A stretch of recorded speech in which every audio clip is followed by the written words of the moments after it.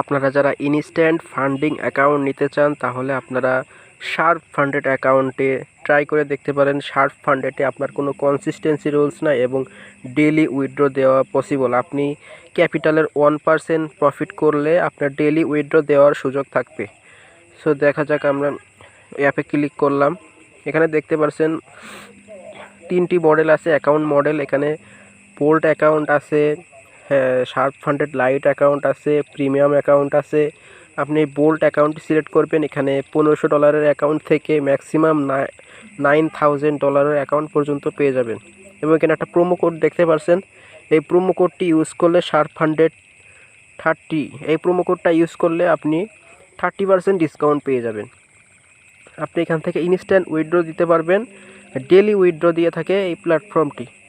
Full trusted platform.